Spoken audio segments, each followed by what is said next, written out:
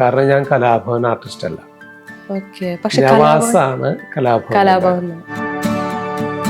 നവാസ് 8 വർഷത്തോളം കലാഭവനിലുണ്ടായിരുന്നു. നവാസാണ് മുൻപേ രംഗത്ത് വന്നത് എന്നുള്ളൊരു സംഗതിയുണ്ട്. ദിലീപ് നിയാസിനെ അല്ല അടിക്കുന്നത്, അവര് പോലും മറിമായം കാണുന്നുണ്ട്.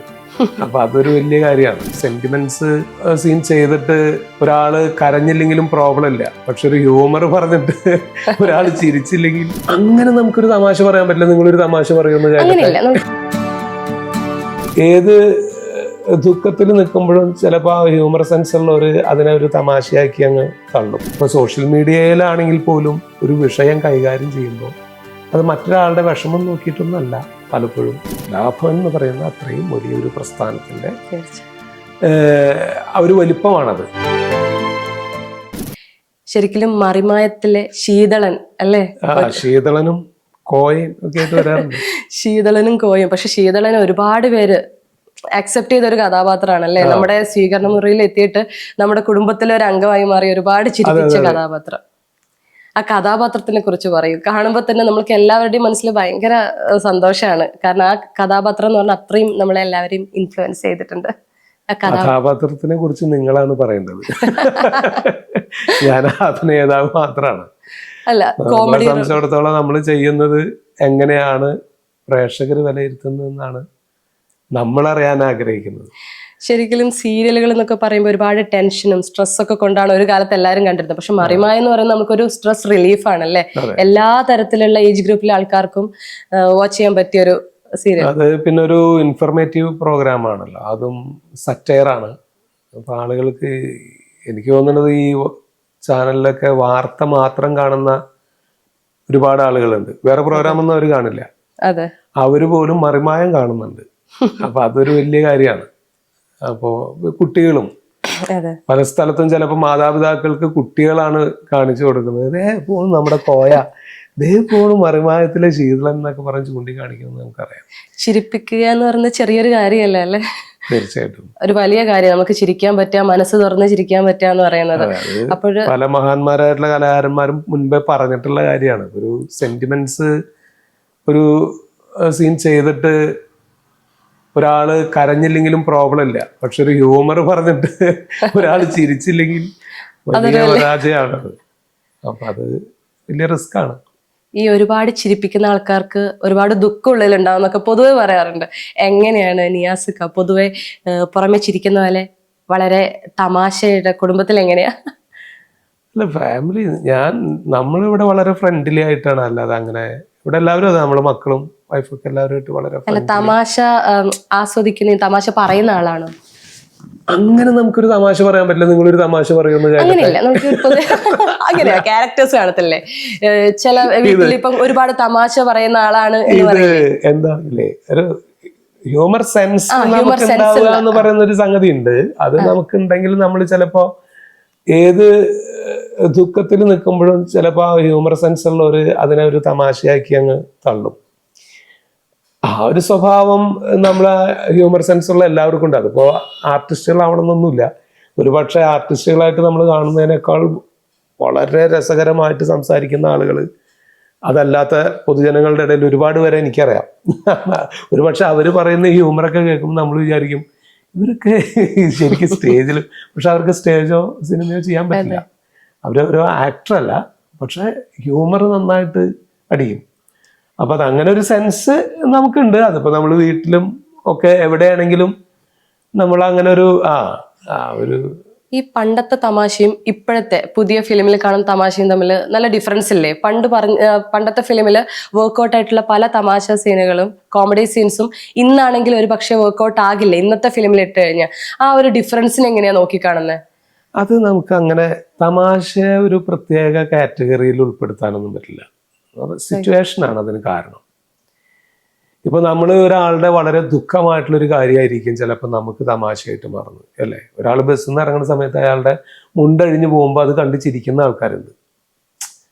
പക്ഷെ അയാളെ സംബന്ധിച്ചിടത്തോളം ആലോചിച്ച് നോക്കും, ആ സാഹചര്യത്തിൽ അയാൾക്ക് വളരെ വിഷമം ഉണ്ടാക്കിയിട്ടുള്ള ഒരു കാര്യമായിരിക്കും അത്. അപ്പോ പലപ്പോഴും സിറ്റുവേഷൻസ് എങ്ങനെ വർക്ക്ഔട്ട് ആവുന്നതിനനുസരിച്ചാണ് തമാശയായിട്ട്. അതേപോലെ നമ്മൾ ദിലീപേട്ടനൊക്കെ പണ്ടത്തെ ഈ പറക്കും തളികയിലൊക്കെ നമ്മുടെ ഹരിശ്രീ അശോകനെ ചേട്ടനെ അടിക്കുന്ന ഒരു സീനൊക്കെ ഉണ്ട്. അത് വളരെ തമാശയോടെയാണ് നമ്മൾ ആ ടൈമിൽ നോക്കി കണ്ടത്. ഒരുപക്ഷെ ഇന്നാണെങ്കിൽ അതിന്റെ വിമർശന ബുദ്ധിയോടെ ഒരു കൂട്ടം ആൾക്കാർ അത് ചെയ്തത് ശരിയായിട്ടില്ല, നായകൻ സഹനടനെ അടിക്കുന്നു, അത് വലിയ ഹീറോയിസ് ആയിട്ട് കാണുന്നു എന്നുള്ള രീതിയിൽ ചർച്ചയാകാറുണ്ട് ഇപ്പം. മുന്നേ അതിനൊന്നും ആരും എന്താ പറയാ ഒന്നും വിലയിരുത്തില്ല അല്ലെ, അതൊരു തമാശയായിട്ട് ആസ്വദിച്ചങ്ങ് പോകും. ആരും അതിൽ കൂടുതൽ ഡിഗ് ചെയ്തിട്ട് അതിലുള്ള വേറെ വശങ്ങളൊന്നും കാണില്ല. പക്ഷെ ഇന്ന് ഒരു കൂട്ടം ആൾക്കാർ അതിനെ വിമർശിക്കാനായിട്ട് ഒരു സ്ഥലത്ത് ഇരിക്കുന്നുണ്ട്. അല്ല, എല്ലാത്തിൻ്റെയും പുറകിൽ ഈ പറഞ്ഞ പോലെ ശ്രദ്ധ ആകർഷിക്കുക എന്നുള്ളതാണ്. ഒരാള് ചെയ്യുന്ന ശരിയോ തെറ്റോ അതിൽ ശ്രദ്ധ ആകർഷിക്കാൻ ഞാൻ എന്ത് ചെയ്യണമെന്ന് മത്സരിച്ചുകൊണ്ടിരിക്കുന്ന ഒരു കാലഘട്ടമായതുകൊണ്ടാണ് അങ്ങനെ വരുന്നത്. അപ്പം നമുക്കൊരു വിഷയം കിട്ടിയ ആ വിഷയത്തെ നമുക്ക് ഏത് രീതിയിലേക്ക് വേണമെങ്കിലും ആക്കാം. നമുക്ക് ശ്രദ്ധ കിട്ടിയാൽ മതി. മറ്റൊരാൾ അതിനപ്പുറത്തുള്ള ആൾ എങ്ങനെ ഫീൽ ചെയ്യുന്നു, അല്ലെ അയാൾക്ക് എന്ത് സംഭവിക്കുന്നു എന്നുള്ളത് പ്രശ്നമല്ല.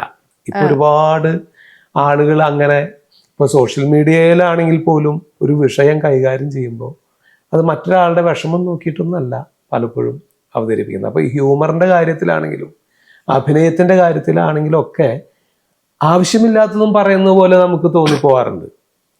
അത് അവനവൻ തന്നെ ശ്രദ്ധിക്കേണ്ട ഒരു കാര്യം എന്ന് പറയാനേ പറ്റുള്ളൂ. അല്ലാതെ അതിനൊരു അതെല്ലാ കാലഘട്ടത്തിലും ഉണ്ട്. പക്ഷെ കലാകാരന്മാർക്ക് വിഷമം ഉണ്ടാകാറുണ്ടോ? അതായത് അതിലെ നായകൻ തന്നെ എന്നും അടിക്കുന്നു, എന്നും ആക്ഷേപിക്കുന്നു, അതൊരു ആൾക്കാർ ആഘോഷിക്കുന്നു. ചിലപ്പോ ഒരു പക്ഷേ ഈ നടന്മാർക്ക് ഇങ്ങനെ വിഷമം ഉണ്ടായിട്ടുണ്ടാകില്ല. എന്താന്നറിയോ, നമ്മൾ ക്യാരക്ടറിലാണ് നിൽക്കുന്നത്. ഇപ്പോ ഒരു ഓപ്പോസിറ്റ് നിൽക്കുന്ന ഒരു നായക നടൻ, നമ്മളതിൽ ഒരു അയാൾക്ക് സഹ നടനായിട്ട് നിൽക്കുന്ന ഒരാളെ അടിക്കുന്നത് ആ കഥയ്ക്ക് ആവശ്യമായിട്ടുള്ളതായത് കൊണ്ടാണ്. അയാൾ ആ കഥാപാത്രത്തിനകത്ത് നിൽക്കുമ്പോൾ അയാളെ പൂർണ്ണമായിട്ട് കഥാപാത്രമാണ്. അല്ലാതെ അയാൾ അടിക്കുന്നത് ഇപ്പോൾ ദിലീപ് നിയാസിനെ അല്ല അടിക്കുന്നത്. ബാബുട്ടൻ എന്ന് പറഞ്ഞാൽ ഇപ്പൊ ഇഷ്ടം എന്നുള്ള സിനിമയുണ്ട്. ഇഷ്ടമുള്ളത് എന്നുള്ള സിനിമയില് ഒരാള് ഇപ്പോ കൽപ്പന ചേച്ചി ഇതേമാതിരി തന്നെ പോലീസ് അറസ്റ്റ് ചെയ്ത് നമ്മൾ കൊണ്ടുവന്ന ഒരു സീനൊക്കെ ഉണ്ട് ഇഷ്ടമുള്ള സിനിമയിൽ. അത് കൽപ്പന ചേച്ചി നിയാസിനെ അറസ്റ്റ് ചെയ്ത് കൊണ്ടുപോകല്ല, മനസ്സിലായി. ബാബുട്ടൻ എന്ന് പറഞ്ഞൊരു കഥാപാത്രത്തിനെയാണ് കൽപ്പന ചേച്ചിയുടെ ക്യാരക്ടർ. അപ്പോ ആക്ച്വലി ഒരു കലാകാരന്റെ കഴിവല്ലേ, കഥാപാത്രത്തിന്റെ കഥാപാത്രം അങ്ങനെ ആവണ്ടേ. അങ്ങനെ ആവുമ്പോഴല്ലേ അത് നടനം ആവുള്ളൂ. അല്ലെ, നമ്മള് നടിക്കുകയാണല്ലോ, അതൊക്കെ നമ്മളത് അഭിനയിച്ച് പ്രതിഫലിപ്പിക്കുകയല്ലേ. അല്ലാതെ അതൊക്കെ ജീവിതത്തിലെ കാര്യങ്ങളാന്ന് പറഞ്ഞ് നമ്മൾ ഉൾക്കൊള്ളാൻ തുടങ്ങിയാൽ പിന്നെ എന്തായിരിക്കും സ്ഥിതി? ഒന്നും ചെയ്യാൻ പറ്റില്ലല്ലോ. അങ്ങനെയാണെങ്കിൽ ബലാത്സംഗ സീനൊക്കെ എന്താവും? അതൊക്കെ റിയാലിറ്റി ആയിട്ട് എടുത്തു കഴിഞ്ഞാലേ. ശരി. ഈ കലാഭവൻ എന്നുള്ള ഈ ടൈറ്റില് ഒരുപാട് ഉത്തരവാദിത്വം ഉള്ള ഒരു ടൈറ്റിലാണല്ലേ? അങ്ങനെ ആ ടൈറ്റിൽ വെച്ചിട്ട് ഫിലിമിലോട്ട് കയറുമ്പോൾ എത്രമാത്രം അത് എനിക്കത് ബാധിച്ചിട്ടില്ല. കാരണം ഞാൻ കലാഭവൻ ആർട്ടിസ്റ്റ് അല്ല. പക്ഷെ നവാസാണ് കലാഭവൻ. എല്ലാവരും പറയും, നമ്മളും ഒരു കലാരംഗത്ത് വരുന്ന ഒട്ടുമിക്ക ആളുകളും, മിമിക്രി തലത്തുനിന്ന് വരുന്ന ഒട്ടുമിക്ക ആളുകളും കലാഭവൻ എന്നുള്ള ബാനറിൽ അറിയപ്പെടാൻ ആഗ്രഹിക്കുന്നവരാണ്. അതിന് കാരണം എന്താ വെച്ചാൽ അതിൻ്റെ ഹൈപ്പാണ്. കലാഭവൻ എന്ന് പറയുന്ന അത്രയും വലിയൊരു പ്രസ്ഥാനത്തിൻ്റെ ഒരു വലിപ്പമാണത്. അത് കലാമണ്ഡലത്തിനുണ്ട്, കേരള കലാമണ്ഡലം. ഞാൻ ഇപ്പോൾ ഒരു ശാസ്ത്രീയ കല പഠിച്ചിട്ടുള്ള ഒരാളാണെങ്കിൽ ഞാൻ കേരള കലാമണ്ഡലത്തിലാണ് പഠിച്ചതെന്ന് പറയാനായിട്ട് വലിയൊരു താല്പര്യം ഉണ്ടാവും. ഇല്ലെങ്കിൽ അതിൻ്റെ ഓരം ചേർന്നെങ്കിലൊക്കെ പറയും. അതൊരു ശരിയല്ലായതുണ്ട് അല്ലേ. നമ്മൾ ഒരു സ്ഥലത്ത് ഇപ്പോൾ എവിടെയെങ്കിലും ഉദ്ഘാടനത്തിന് പോകുന്നിടത്തും ഷീൽഡ് കിട്ടുമ്പോഴാണ് ഞാൻ മനസ്സിലാക്കണം അതിൻ്റെ മുകളിൽ കലാഭവൻ നിയാസ് എന്ന് എഴുതി വെച്ചിട്ടുണ്ടാവും. അത് നമ്മളോട് ചോദിച്ചിട്ടൊന്നുമല്ല, അവരങ്ങനെ എഴുതി വെക്കുകയാണ്. ഞാൻ നിയാസ് ബക്കർ എന്നുള്ള പേരെ പറയണം, എൻ്റെ വാപ്പാടെ പേര് കൂട്ടിച്ചേർത്താണ് ഞാൻ പറയാറ്. അത് കലാഭവന്റെ പേര് വെക്കാൻ ആഗ്രഹമില്ലാഞ്ഞിട്ടല്ല, വെക്കുന്നത് അർഹമല്ലാത്തത് കൊണ്ടാണ്. കാരണം കലാഭവനിൽ ഞാൻ പോയിട്ടില്ല. നവാസ് 8 വർഷത്തോളം കലാഭവനിലുണ്ടായിരുന്നു. 8 വർഷത്തോളം കലാഭവനിൽ പ്രവർത്തിച്ചിട്ടുള്ള ആളാണ്. അപ്പോൾ നവാസിൻ്റെ പേര് അങ്ങനെ വന്നുകൊണ്ട് ആയിരിക്കാം ഒരുപക്ഷെ നവാസാണ് ആദ്യം ഈ പറഞ്ഞ പോലെ രംഗത്ത് വന്നത്. ഞാൻ നാടക ട്രൂപ്പിലായിരുന്നു, അന്ന് മാളച്ചേട്ടൻ്റെ നാടക ട്രൂപ്പിലായിരുന്നു. നവാസ് കലാഭവനിൽ പോണ സമയത്ത് ഞാൻ നാടകത്തിലായിരുന്നു അഭിനയിച്ചിരുന്നത്. എനിക്കിഷ്ടമുള്ള മേഖല നാടകമായിരുന്നു, നവാസിന് മിമിക്രി. അങ്ങനെ രണ്ടുപേരും 2 സ്റ്റൈലായിരുന്നു. നവാസ് ഈ അറിയപ്പെടാൻ ഏറ്റവും കൂടുതൽ സാധ്യത ഉണ്ടായിരുന്ന ഒരു ബാനറായിരുന്നു അത്. അതുകൊണ്ട് കൂടുതലും ആളുകൾ, പിന്നെ നവാസിന്റെ കുറെ ഈ ഗൾഫ് ട്രിപ്പുകളൊക്കെ അന്ന് കാസറ്റുകളായിട്ട്, ലെൻസ്മാൻ്റെ ഒരു വേൾഡ് ടൂർ കാസറ്റാണ് ആദ്യം നവാസിനെ കൂടുതലും പ്രേക്ഷകരിലേക്ക് എത്തിച്ചത്. അപ്പൊ ആ ഒരു ചുവട് പിടിച്ചങ്ങനെ നവാസാണ് മുൻപേ രംഗത്ത് വന്നത് എന്നുള്ളൊരു സംഗതിയുണ്ട്. അപ്പൊ പല ആളുകളും ഞാൻ നവാസിന്റെ അനുജനായിട്ടാണ് വിചാരിച്ചു വെച്ചിരിക്കുന്നത്. താനും അങ്ങനെയാണോ വിചാരിച്ചത്? അതെ,